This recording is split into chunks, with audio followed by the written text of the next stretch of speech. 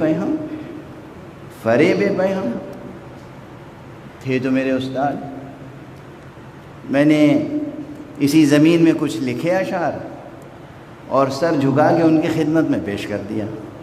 میں نے کہا کہ آپ اصلاح فرما دیجیے، بس وہ ایک مطلع سنا کے آگے بڑھ جاتا ہوں میں، اور وہ یہ ہے کہ کتاب فطرت کے ہر ورق پر نصاب تحریر ہے خودی کا۔ نصاب کتاب فطرت کے ہر ورق پر نصاب تحریر ہے خودی کا۔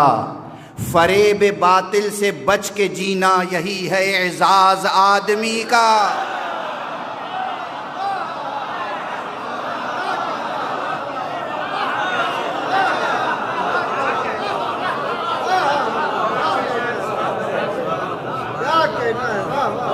کتاب فطرت کے ہر ورق پر نصاب تحریر ہے خودی کا۔ فریب باطل سے بچ کے جینا، فریب باطل سے بچ کے جینا یہی ہے اعزاز آدمی کا۔ خدا کے بندوں کو حق نہیں ہے کہ بیعت ظلم و جبر کر لیں۔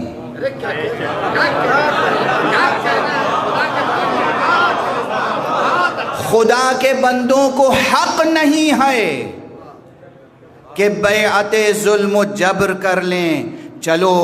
چلیں مصر کربلا میں خدا سے سودا کریں خودی کا۔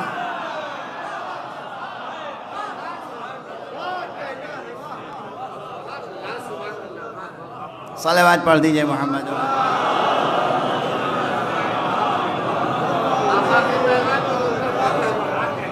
اب بہت سی باتیں جو نثر میں کہہ سکتا تھا میں نے مصروں میں کہہ دی، بات کو اب آگے بڑھا دوں۔ قرآن مجید لوح فطرت پر لکھی ہوئی عبارت ہے اور کچھ نہیں۔ اسی کی یاد دہانی کرانی ہے۔ وذکر، اے نبی جائیے انہیں جو بات ان کی فطرت میں پوشیدہ ہے وہ یاد دلا دیجیے۔ اور فرما رہے ہیں جو بات ان کی فطرت میں ہے، پہلے سے ہے، اسے یاد دلا دیجیے۔ اچھا، یہاں پر ایک بڑا مسئلہ اور پیش کر دوں آپ کے سامنے۔ عموماً کیا مشہور ہے؟ عموماً یہ مشہور ہے کہ انسان ماں کے پیٹ سے جاہل پیدا ہوتا ہے، سبھی کہتے ہیں نا۔ یہ آدھا سچ ہے، پورا سچ نہیں ہے۔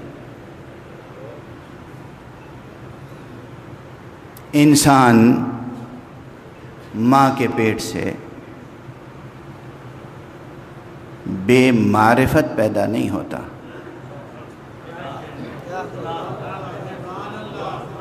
آج سے سوچ بدل جائے۔ دانشگاہ میں آئے ہیں، اور بھی دانشگاہ نور علی نور ہے، ایک تو ہے کالج، دوسرے اس میں مجلس برپا ہے، مکتب حسین کا دروازہ کھلا ہوا ہے، دانشگاہ حسینی کی کلاس ہو رہی ہے۔ اگر اس کلاس میں جو علم و معرفت لے کے آئے ہیں، جو ناقص تصورات لے کے آئے ہیں، وہ ٹوٹے نہیں اور تازہ بات کوئی لے کے نہ جائیں تو پھر فائدہ کیا آنے کا؟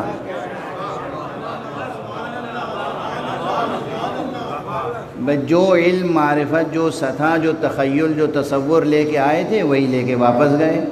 یہ ہے زیاں، یہ ہے نقصان۔ نفع کی بات یہ ہے کہ اگر ناقص تصور لے کے آئے ہیں تو کامل تصور لے کے جائیں۔ کہاں سے آ رہے ہیں؟ مجلس حسین سے آ رہے ہیں۔ اگر ارتقاء کے ساتھ واپس نہیں گئے، اگر ترقی کے ساتھ واپس نہیں گئے تو یہ سعی ریاضت معتبر نہیں ٹھہرے گی۔ تو یہ یاد رکھیے کہ یہ جو مشہور ہے کہ انسان ماں کے پیٹ سے مطلق جاہل پیدا ہوتا ہے، یہ آدھا سچ ہے۔ دو چیزوں کا فرق، چونکہ علماء تشریف فرمائیں اس لیے میں واضح کر دوں، دو چیزوں کا فرق رہے، ایک ہے علم، ایک ہے معرفت، ایک ہے جاننا، ایک ہے پہچاننا، ایک ہے جاننا، ایک ہے پہچاننا۔ علم جاننا، معرفت پہچاننا۔ خدا کی قسم، ایک نو مولود بچہ ہم سب سے زیادہ اللہ کو پہچانتا ہے، چاہے کسی گھرانے میں پیدا ہوا ہو، کسی بھی گھرانے میں پیدا ہوا، مسلم گھرانے میں پیدا ہوا ہو، غیر مسلم گھرانے میں پیدا ہوا ہو، کسی بھی گھرانے میں پیدا ہوا۔ اسی لحاظ سے پیغمبر نے فرمایا کل مولود یولد علی الفطرہ، ہر پیدا ہونے والا بچہ فطرت پر پیدا ہوتا ہے، اور فطرت کسی کورے کاغذ کا نام نہیں ہے۔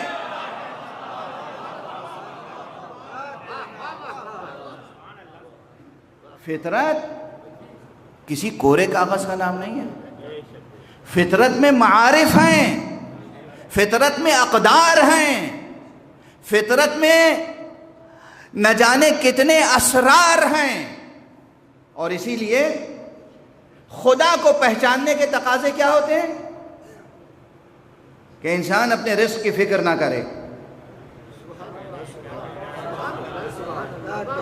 خدا پہ توکل کے کیا معنی ہوتے ہیں؟ جو اسے ملے کھائے پیے کھلائے پلائے لٹائے، یہ فکر نہ کرے کہ کل کیا ہوگا۔ خدا پر بھروسہ، خدا کی معرفت، خدا پہ توکل کے یہ آثار ہوتے ہیں نہیں ہوتے ہیں؟ جب بڑے ہو جاتے ہیں تو بہت کم یہ آثار ہوتے ہیں، لیکن بچپن میں ہر ایک بچے میں یہ آثار ہوتے ہیں۔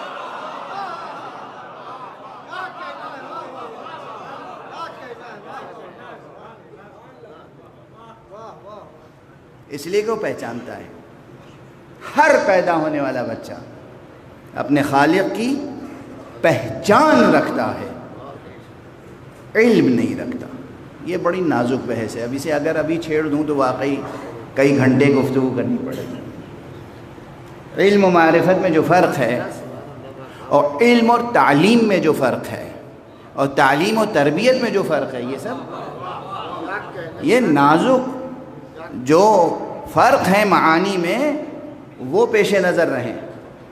خود قرآن میں بھی کوئی کہہ سکتا ہے نا کہ جناب آپ ممبر سے ایسی بات کہہ رہے ہیں، خود تو قرآن مجید ہی میں ہے کہ ماں کے پیٹ سے بچہ جو ہے اخرجکم من بطون امہاتکم لا تعلمون شیئا، لا تعلمون شیئا ہے، علم نہیں رکھتے ہو، یہ نہیں معرفت نہیں رکھتے ہو۔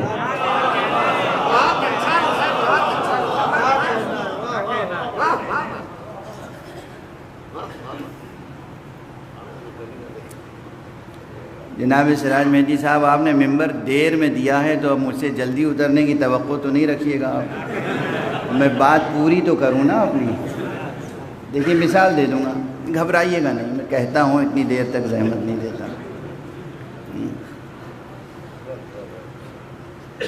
تعلیم الگ ایک شے ہے اور معرفت الگ۔ مثال دے دوں تاکہ بات دیر تک الجھی نہ رہے۔ بچہ باپ کو روز دیکھتا ہے، باپ کو پہچانتا ہے، علم نہیں رکھتا کہ یہ میرے باپ ہیں۔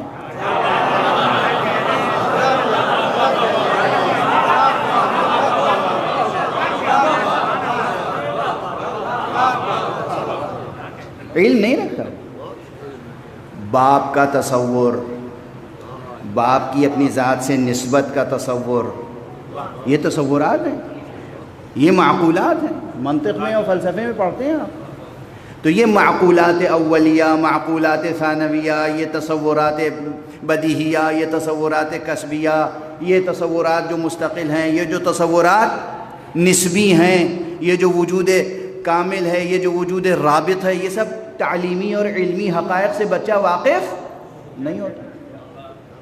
پہچانتا ہے باپ، پہچانتا ہے، علم نہیں رکھتا۔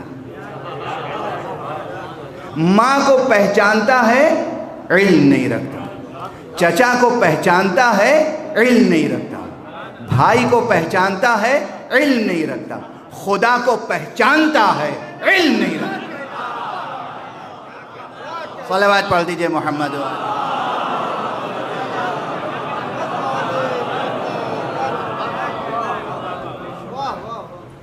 پہچانتا ہے خدا. اب وہی مماثلت دیکھ لیجئے. ماں کو پہچانتا ہے، شاید ماں لفظ بھی نہ بولتا ہو، ماں کو پہچانتا ہے اور رزق کے وسیلے کے طور پر پہچانتا ہے.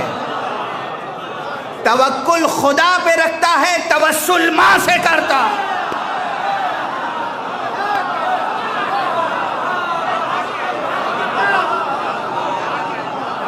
صلوات پڑھ دیجئے محمد.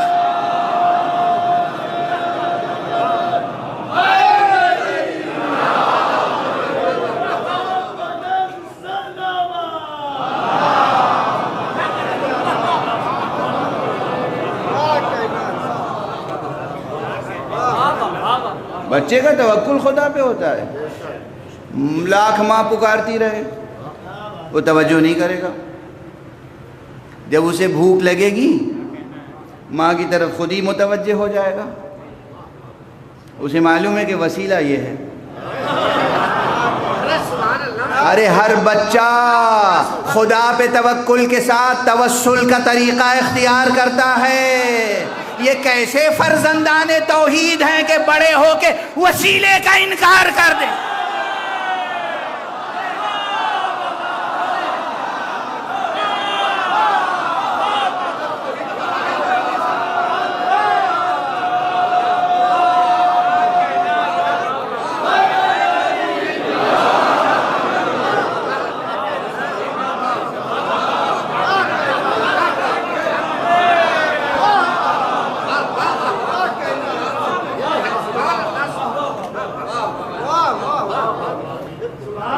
اب یہ باتیں جو میں نے ابھی عرض کی تھیں اس کی تائید حدیث سے ہوتی ہے. ایک حدیث موجود ہے، روایت موجود ہے، مجامع روایت میں، روایت کی کتابوں میں، حدیث کی کتابوں میں یہ موجود ہے.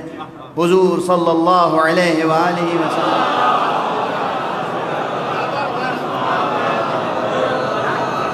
نے ارشاد فرمایا، حضور نے ارشاد فرمایا کہ مجھے بچوں کی کچھ خصوصیات پسند ہیں. بچوں کی بعض باتیں مجھے بہت پسند ہیں. ایک تو یہ کہ وہ مٹی سے کھیلتے ہیں.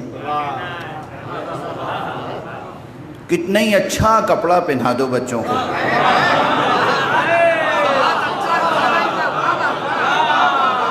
سونے کا تاج پہنا دو، چاندی کی کھڑاؤں پہنا دو، حریر و دیبا کے لباس پہنا دو، کچھ بھی پہنا دو، تھوڑی دیر میں وہ جیسے ہی ماں باپ کی گرفت سے چھوٹیں گے تاج بھی خاک میں ملا دیں گے، لباس بھی خاک میں ملا دیں گے. انہیں معلوم ہے یہ سب خاک ہونے والے ہیں، یہ روح ہے جو باقی رہنے والا.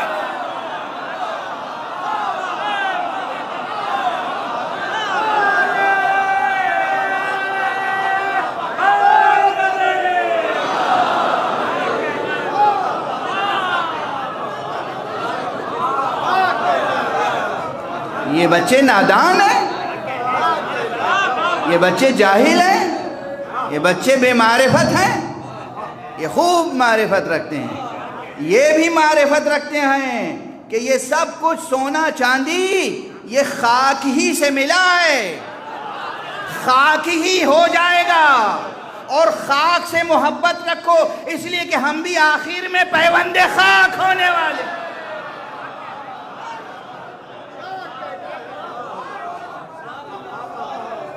اور یہ خاک سے محبت بس اسی حد تک نہیں آئے. بچے کی فطرت جب تک پاکیزہ ہوتی ہے وہ خاک سے محبت کرتا ہے تاکہ ابو تراب سے رشتہ مضبوط.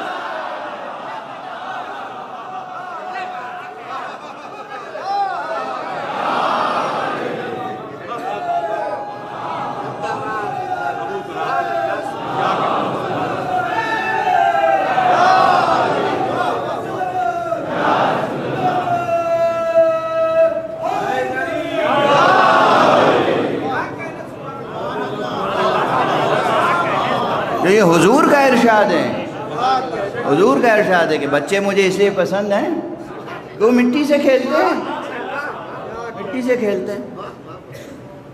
اور بچے اس لیے مجھے پسند ہیں کہ وہ جو کچھ بھی انہیں دے دو، جتنا بھی دے دو، کھائیں گے پئیں گے، اپنے بچوں میں آپس میں بانٹیں گے، اور ایک اتنی سی چیز بچا کے نہیں رکھیں گے کہ بعد میں کھائیں گے، کیونکہ انہیں معلوم ہے جس نے ابھی دیا ہے جب تک زندگی ہے وہ دے گا۔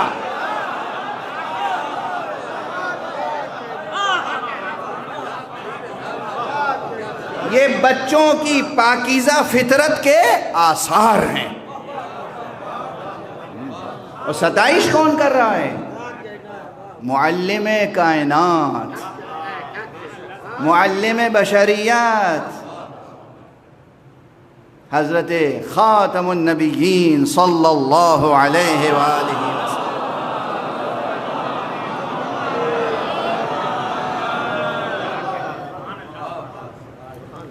روایت میں تو اور بھی چند چیزیں ہیں، بس میں ایک چیز کا ذکر کر کے گفتگو کو آگے بڑھا دوں، اور مجھے بچوں کی یہ خصوصیت بھی پسند ہے، آپس میں لڑتے جھگڑتے ہیں،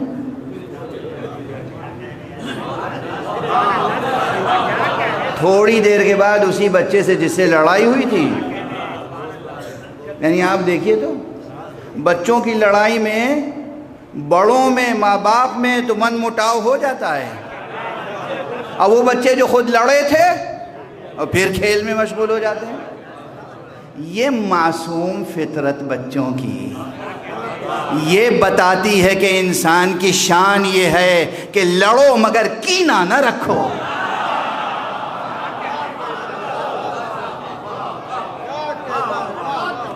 لڑو، کوئی بات بری لگی بھئی لڑ لیے۔ ہمارے یہاں بعض شہر ایسے ہیں کہ وہاں دشمنیاں پالی جاتی ہیں، بعض ایسے شہر ہیں جو اس بات کے لیے تاریخ میں مشہور رہیں گے، دشمنیاں پالی جاتی ہیں، یعنی عفو کا تو کوئی ذکر ہی نہیں ہے، دل صاف کرنے کی کوئی بات ہی نہیں ہے۔ وہ 3 4 5 8 10 پشت پہلے کوئی بات ہوئی تھی، وہ لیے بیٹھے ہوئے، وہ جیسے بچے کھیل کھیلتے ہیں نا پالا بنا کے، تو بعض شہر ایسے ہیں ہمارے یہاں کہ پالا بنا کے دشمنی پالتے ہیں۔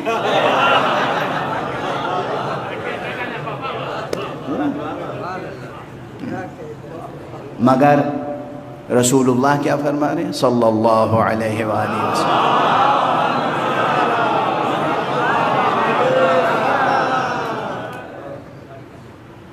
کہ بچوں کی یہ خصوصیت پسند ہے کہ وہ آپس میں لڑتے ہیں، خوب لڑتے ہیں، زخمی ہو جاتے ہیں، ناخن سے دانت سے ایسا کاٹتے ہیں خون نکل آتا ہے، اور پھر بھول جاتے ہیں، لمحے بھر میں بھول گئے، پھر کھیلنے لگے، نہ اسے یاد کہ اس نے خون چوس لیا تھا، نہ اسے یاد کہ ہم نے دانت کاٹ لیا تھا، کھیل رہے ہیں۔ یہ ہے فطرت پاکیزہ بشر کی، یہ ہے فطرت پاکیزہ۔ تو فطرت میں نہ جانے کتنے اسرار ہیں، کتنے رموز ہیں، کتنے معارف ہیں، کتنے معالم ہیں، کتنے حقائق ہیں جو فطرت انسانی میں، کتاب فطرت انسانی میں موجود ہیں۔ انہی حقائق اور انہی اسرار کی عبارتوں میں تحریر قرآن ہے۔ قرآن کتاب فطرت انسانی ہے، اور جن ہستیوں میں یہ قرآن مجسم ہوا ہے وہ معصوم ہستیاں ہیں، وہ معصوم ہستیاں ہیں۔ اور اس لیے میں عرض کروں کہ خدا کی قسم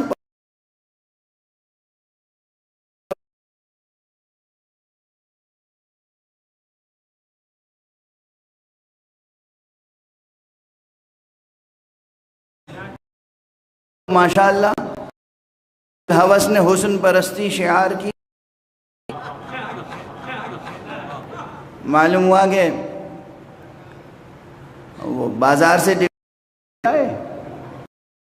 اور اس میں عربی کے ترجمہ کرنے لگے، اور یہ زعم پیدا ہو گیا کہ ہم قرآن سمجھ گئے، اور پھر علماء سے بیٹھ کے بحث کرتے ہیں کہ قرآن میں تو یہ انگریزوں نے کو ہی نہیں ہر قوم کو یہ سکھا دیا کہ اپنی میراث کی تضحیک کرو، اپنی ثقافت کو خود اپنے ہاتھوں سے پامال کرو۔ انہوں نے آپ کو بھی کچھ چیزیں سکھا دی۔ ملا کا معنی کیا ہوتا تھا؟ لفظ ملا کے معنی کیا تھے؟ پوچھئے۔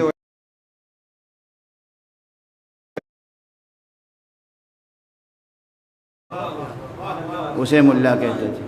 انگریزوں نے کیا سکھا دیا؟ ملا کا مذاق اڑاؤ، اور ہر شخص جس کی داڑھی لمبی ہو،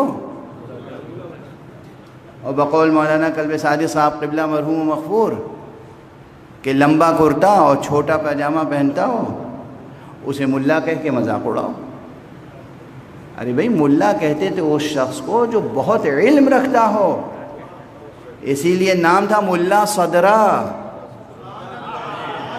اسی لیے نام تھا ملا محمد باقر مجلسی، اس لیے نام تھا ملا مقدس اردبیلی، اسی لیے نام تھا ملا طوسی۔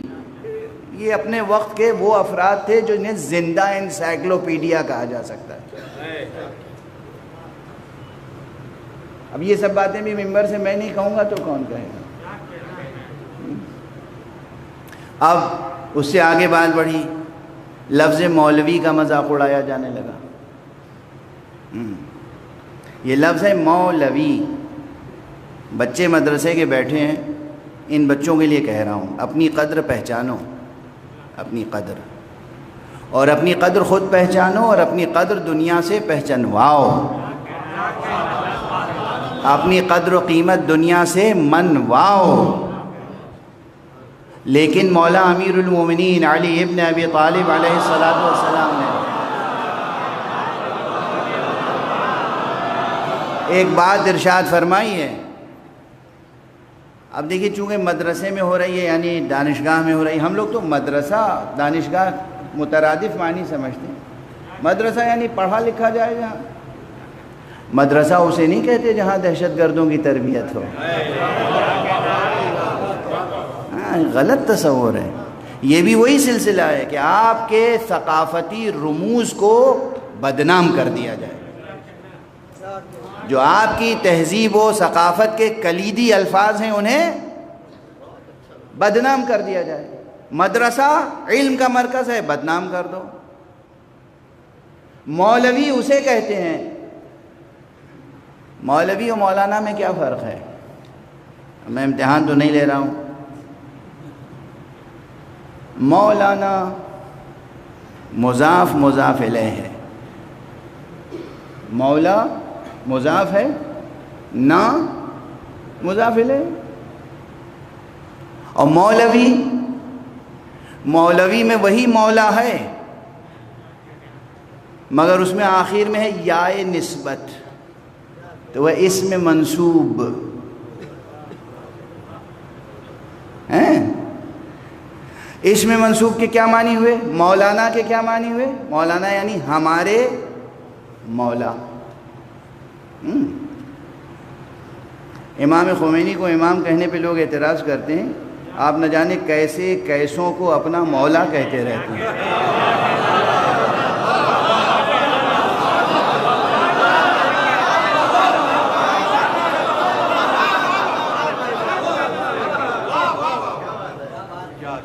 جس کو سمجھ میں آیا مولانا کہہ دیا۔ مولانا کے معنی یہ ہے مضاف مضاف الیہ، یعنی نا ضمیر جمع متکلم، ہمارے مولا۔ ہمارے مولا کون ہے؟ آپ کے مولا کون ہے؟ آپ کے مولا عقیل الغربی صاحب۔ ہم کسی اور کا تو نام لے نہیں سکتے اس وقت، اپنا ہی مذاق اڑا سکتے ہیں۔ ہم ہیں آپ کے مولا، آپ ہمیں مولانا کہتے تو ہیں، ٹھیک ہے۔ مولوی کے کیا معنی ہے؟ مولوی کے معنی مولا والا۔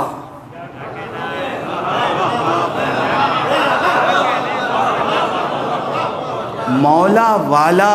اب بچوں یاد رکھنا، مولانا ہونا بڑی فضیلت نہیں ہے، مولا والا ہونا فضیلت ہے.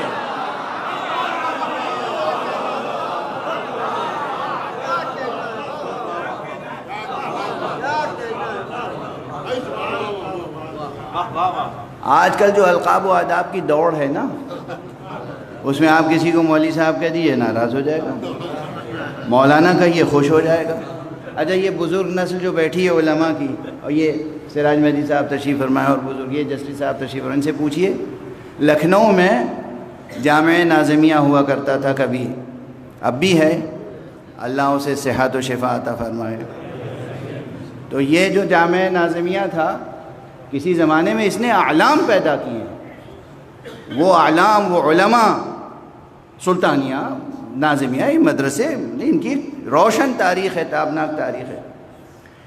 تو اس میں جو پرنسپل ہوتے تھے وہ مجتہد ہوتے تھے، مجتہد، فقیہ، اور پورا مدرسہ ان کا نام نہیں لیتا تھا، مولوی صاحب کہتا تھا.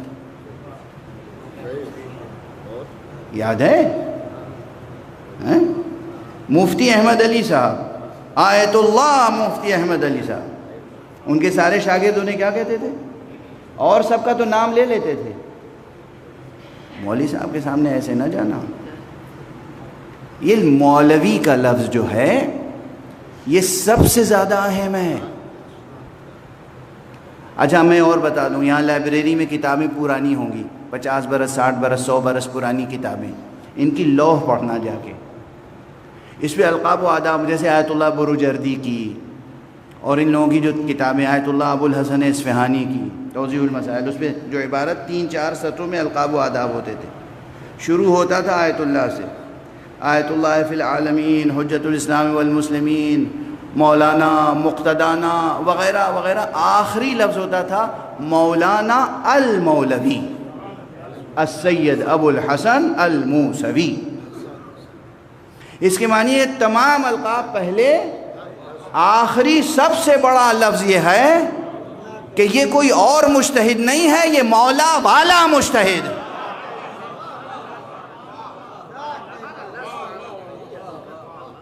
اب یہ معنویت تو کسی کے ذہن میں نہیں رہ گئی.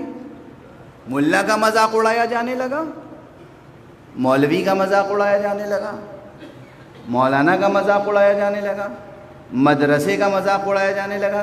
یعنی جتنی آپ کی محترم چیزیں ہیں سب کا آپ خود مذاق اڑانے لگے، اور مغربی تہذیب نے آپ پر غلبہ پا لیا. درمیان میں آ گئی بات تو میں نے عرض کر دی. یہ سلسلہ کب تک جاری رہے گا؟ اپنی زندگی کا ایک واقعہ عرض کر دوں. دہلی میں جب عراق کے ایک ظالم و جابر و کمیونسٹ و بے دین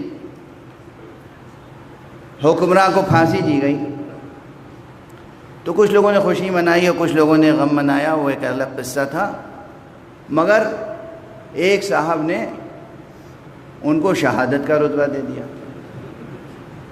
اور کیا نام تھا؟ وہ سہارا کے ایڈیٹر ہوا کرتے تھے، عزیز برنی صاحب. عزیز برنی صاحب انہوں نے ایڈیٹوریل لکھا، اور نعوذ باللہ، 100,000 بار نعوذ باللہ، انہوں نے امام حسین کی شہادت کا ذکر کیا، حضرت علی اکبر کی شہادت کا ذکر کیا، جناب قاسم کی شہادت کا ذکر کیا، اور اس کے بعد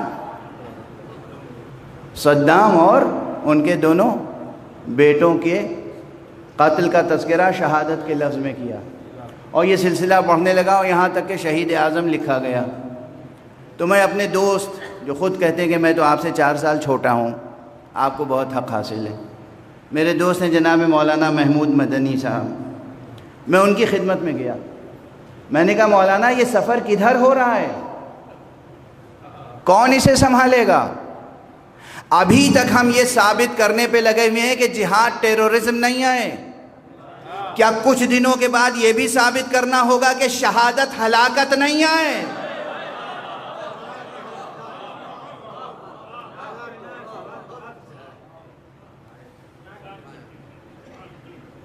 غور فرما رہے ہیں؟ یہ مسلسل اپنے مقدسات کو ہم خود کیوں پامال کر رہے ہیں؟ کب تک یہ سفر جاری رہے گا؟ یہ ہمارے اسکولوں، ہمارے کالجوں، ہمارے مدرسوں اور ہماری درسگاہوں کی ذمہ داری ہے، اور ہمارے سیاست دانوں کی ذمہ داری ہے کہ وہ قوم کا استحصال نہ کریں، قوم کی تربیت کریں۔ اس لیے کہ سیاست کی روح تربیت ہے، سیاست کی روح تعلیم ہے، جو اللہ انہیں جزائے خیر دے یہ انجام دے رہے ہیں۔ ایک صلوات پڑھ دیجئے محمد والے۔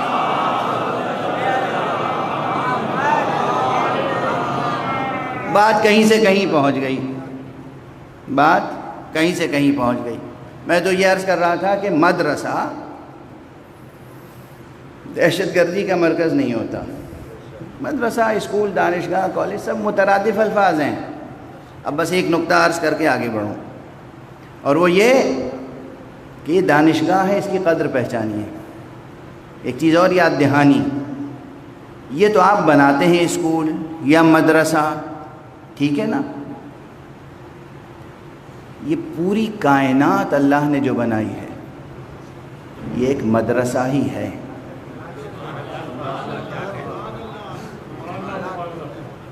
یہ پوری کائنات زمین سے آسمان تک جو کچھ آپ دیکھ رہے ہیں یہ ایک مدرسہ ہے۔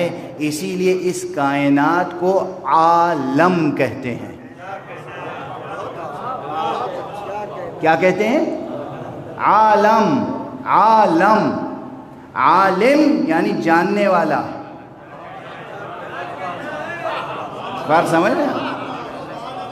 عالم، عین الف، لام کے نیچے زیر اور میم، عالم جاننے والا۔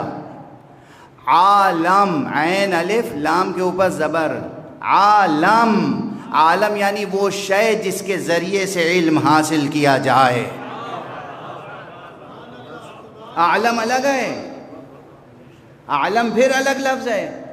الف عین لام میم، وہ عالم ہے یعنی زیادہ جاننے والا۔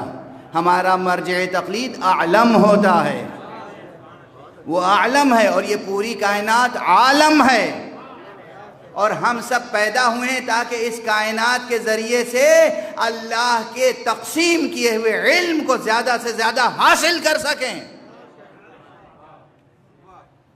یہ درمیان میں باتیں آ گئیں۔ اب جو میں دو جملے کہہ رہا تھا وہ کہہ دوں مولا امیر المومنین علی ابن ابی طالب علیہ السلام۔ بس دو جملے عرض کر دوں، چونکہ اتنے طلبہ سامنے تشریف فرما ہیں کہ میں ان کی خاطر سے کہہ رہا ہوں۔ ایک تو حضرت نے فرمایا کہ ہلک امرؤ لم یعرف قدرہ، وہ شخص ہلاک ہو گیا جس نے خود اپنی معرفت نہیں پیدا کی۔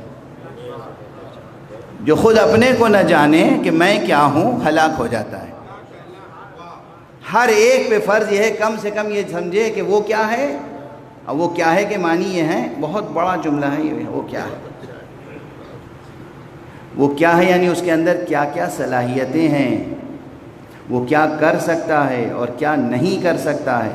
جو کر سکتا ہے وہ کرے گا تو کامیاب ہوگا، جو نہیں کر سکتا ہے وہ کرنے کی کوشش کرے گا تو ناکام ہوگا۔ واضح ہے؟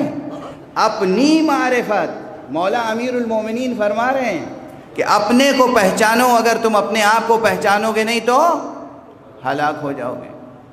اور دوسرا ارشاد بھی آپ کا، جس کے لیے عربی کے نہ جانے کتنے بڑے بڑے ادبا اور مفکرین نے یہ بات کہی، اپنی ضخیم کتاب ہے البیان والتبیین، 2 جلدوں میں بہت ضخیم کتاب ہے، 4 اجزاء 2 جلدوں میں بہت ضخیم کتاب ہے، جاحظ کی۔ جاحظ کہتا ہے کہ میری پوری کتاب میں اگر کچھ بھی نہ ہوتا، صرف مولا علی کا یہ ایک جملہ ہوتا، تب بھی یہ کتاب قیمتی تھی، اور وہ یہ ہے جس میں امام نے انسان کی قیمت کا پیمانہ بتایا ہے۔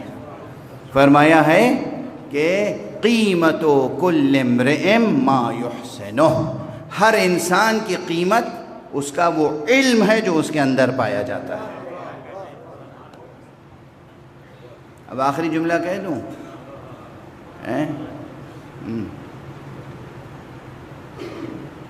ہم سب، زیادہ دیر تک نہیں پڑھوں گا، بس اب مسائب کے قریب آ رہا ہوں، یہ جملہ سن لیجئے۔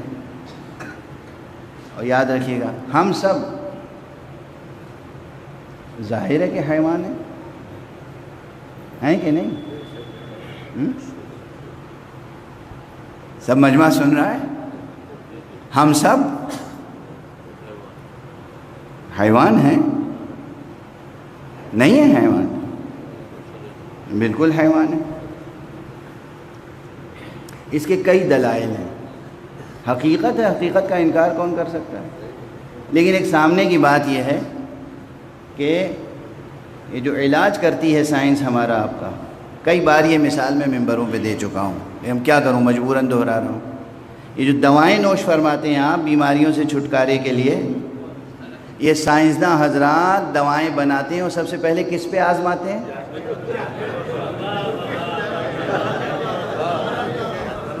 ارے کسی بھی میڈیکل سائنس میں چلے جائیے، پڑھا لکھا مجمع ہے، آپ سب جانتے ہیں جتنی دوائیں ہیں یہ آزمائی جاتی ہیں کس پہ؟ جانوروں پہ۔ اور کیسے کیسے جانوروں پہ آزمائی جاتی ہیں، میں نام بھی کیا گناؤں آپ کو۔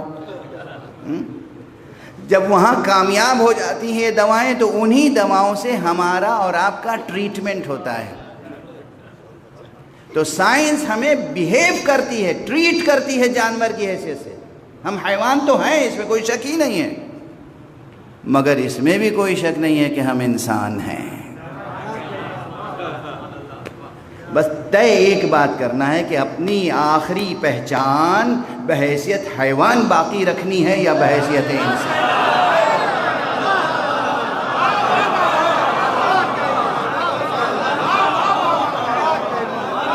بس یہ سوچنا، جو کچھ پڑھنا تھا پڑھ چکا میں۔ ظاہر ہے کہ ہم حیوان ہیں اور یہ بھی ظاہر ہے کہ ہم انسان ہیں۔ طے یہ کرنا ہے کہ اپنی پہچان حیوان کی حیثیت سے باقی رکھنی ہے یا انسان کی حیثیت سے باقی رکھنی ہے۔ حیوان کی حیثیت سے باقی رکھنی ہے تو فرعون بن جاؤ، نمرود بن جاؤ، نتنیاہو بن جاؤ، ڈونلڈ ٹرمپ بن جاؤ۔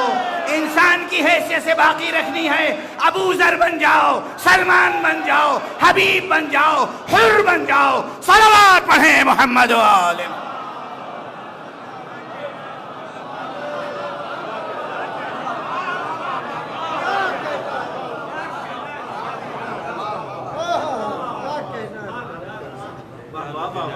ختم ہو گئی مجلس، تمام۔ یہ یاد دہانی، یہ سب یاد دہانی ہے اور کیا۔ ذکر فإن الذکر تنفع المؤمنین، بات ختم ہو گئی۔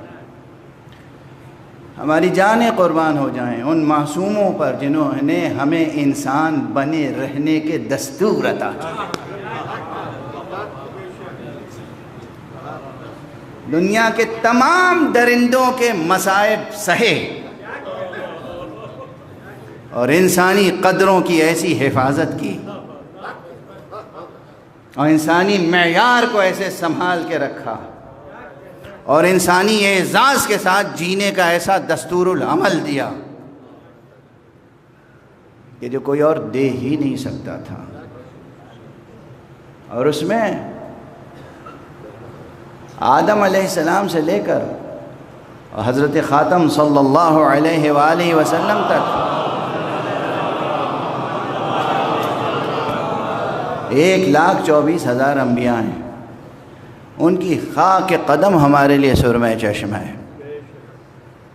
ائمہ ہیں، اولیاء ہیں، رجال دین ہیں، بہت اولیاء اللہ ہیں، سب کی محنتیں اپنی جگہ، مگر خدا کی قسم سرکار سید الشہداء امام حسین کا کارنامہ۔ بس میں اس موقع پر 2 چھوٹے چھوٹے مصرے مستعار لے رہا ہوں مرحوم مغفور سہیل آفندی صاحب کے۔ سہیل آفندی صاحب علامہ نجم آفندی کے فرزند، بہت اچھے ذاکر تھے لیکن بہت اچھے شاعر بھی تھے۔ 2 چھوٹے چھوٹے مصرے ہیں، فرما گئے کہ انسان کے جگانے کو جب بیت گئیں صدیاں، انسان کے جگانے کو جب بیت گئیں صدیاں، شبیر نے فرمایا یہ کام ہے دن بھر کا۔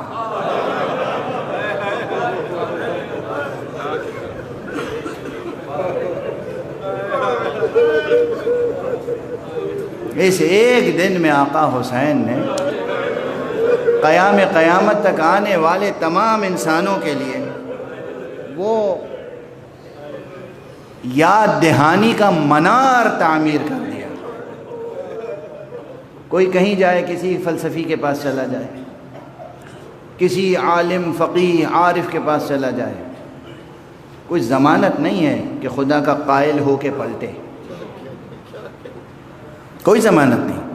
لیکن میں قرآن ہاتھ میں لے کے کہہ سکتا ہوں یہ ضمانت ہے، کوئی حسین کے پاس جائے ممکن نہیں ہے کہ خدا کا یقین لے کے واپس نہ آئے۔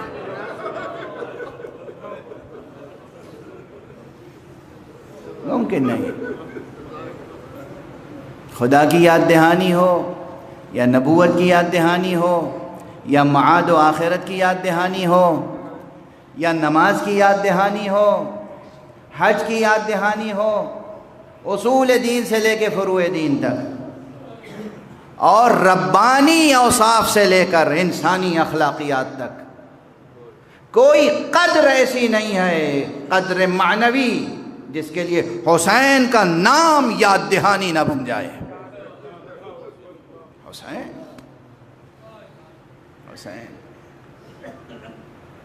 بس 2-3 فقروں سے زیادہ اب پڑھنے کی مجھ میں سکت بھی نہیں ہے اور وقت میں گنجائش بھی نہیں ہے۔ کسی میں طاقت نہیں ہے جو آقا حسین کے مصائب پڑھ سکے۔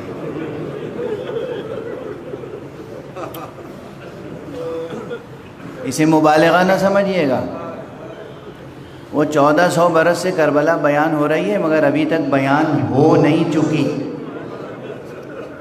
ابھی تک بیان ہو نہیں سکی۔ اور کربلا میں فضائل اور مناقب و مصائب میں بھی حفظ مراتب باقی رکھا گیا۔ حفظ مراتب، یہ جب جملہ یاد رکھیے گا، حفظ مراتب۔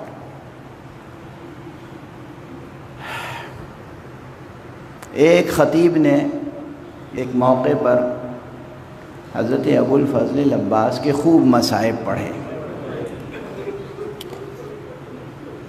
اپنی دانست میں اس نے خوب داد سخن دی، خوب مصائب پڑھے۔ دل میں خیال آیا کہ آج تو مولا خوش ہو گئے ہوں گے، جو بھی خیال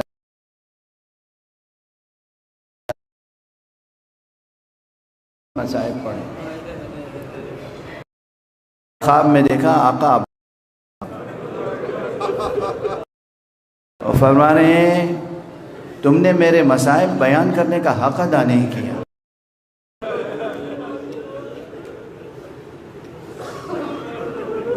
لرز گیا، کام کی، آقا میں نے تو بہت مصائب، بڑی کوشش سے، بڑی قد و کاوش سے آپ کا تذکرہ کیا، آپ کی ایک ایک مصیبت بیان کی۔ کہا لیکن ایک بات رہ گئی، تم لوگوں کو یہ نہیں بتا سکے، کربلا میں جتنے شہید گھوڑے سے زمین پہ آتے تھے، اب کے شانے سر گھوڑے سے زمین پہ آتے تھے، کم سے کم ہاتھ ٹیک لیتے تھے۔ ارے میرے شانے قلم ہو چکے تھے، میں تو اپنے زخمی سر کے سہارے سے زمین۔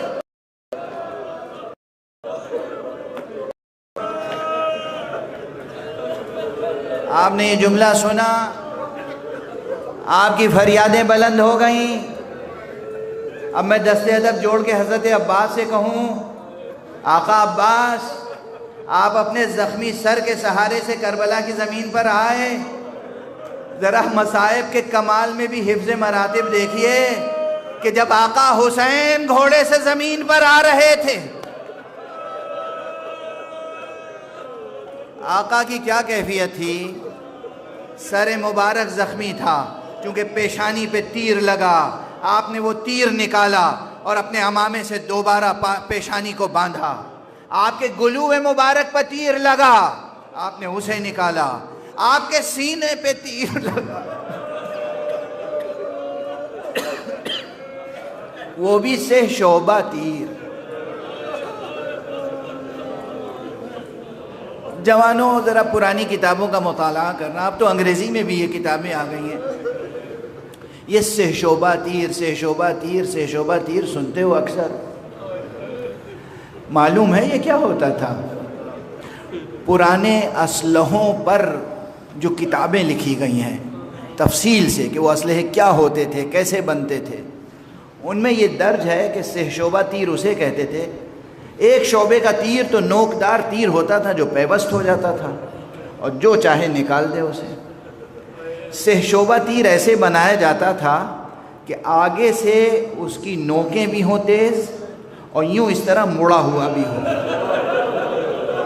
تاکہ پیوست ہو جائے تو کوئی شجاع نکالنا چاہے تو نکال نہ سکے۔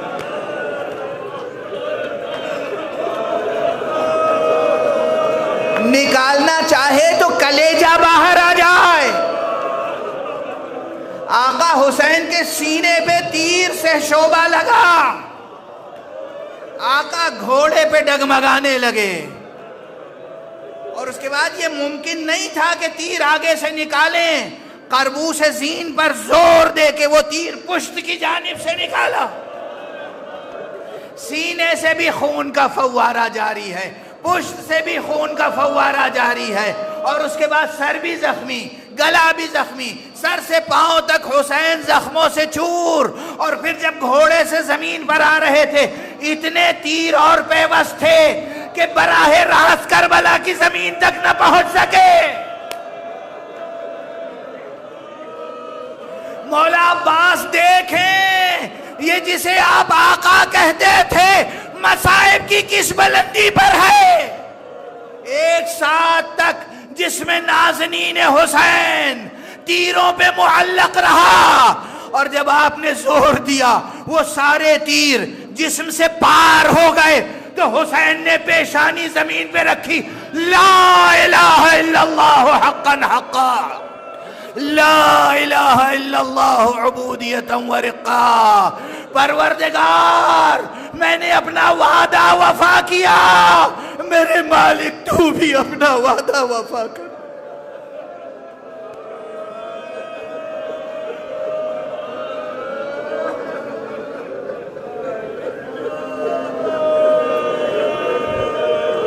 انا للہ و انا الیہ راجعون،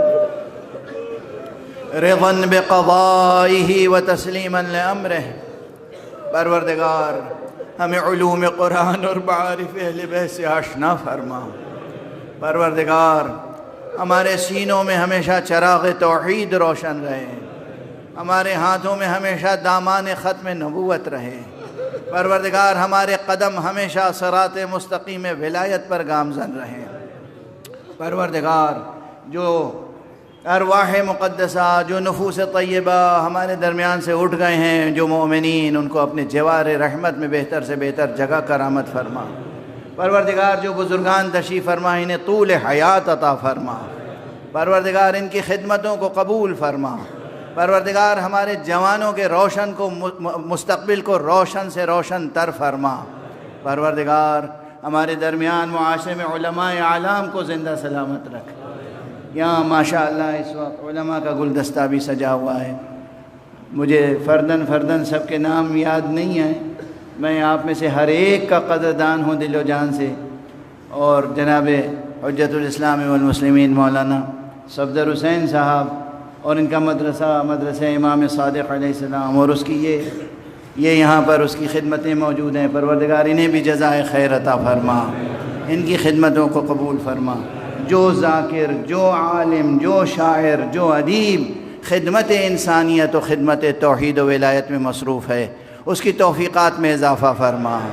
ان سب کے توفیقات کو پروردگار روز افزوں قرار دے۔ معبود ہمارے عزیز القدر جناب منظر بھوپالی کی توفیقات میں اضافہ فرما۔ کیا اچھے اشعار مدح و رسائے اہل بیت میں فرماتے ہیں، اور جتنے بھی شعراء اہل بیت ہیں پروردگار مرجعیات رشیدہ کی حفاظت فرما، مراجع عظام کو اپنی خاص حفظ و امان میں رکھ، آیت اللہ العظمیٰ سیستانی کو اپنے حفظ و امان میں رکھ، مقام معظم رہبری حضرت آیت اللہ العظمیٰ امام خامنئی کو اپنی حفظ و امان میں رکھ۔ پروردگار مسلمانوں کا سر فخر سے بلند رکھ، اسلام کا پرچم بلند رکھ، انسانیت کو امن اور عافیت کا ماحول عطا فرما، اپنے ولی آخر کو اذن ظہور عطا فرما۔ اور ان کے ہاتھوں سے اپنی رحمت و رافت و عدالت کا پرچم لہرا دے۔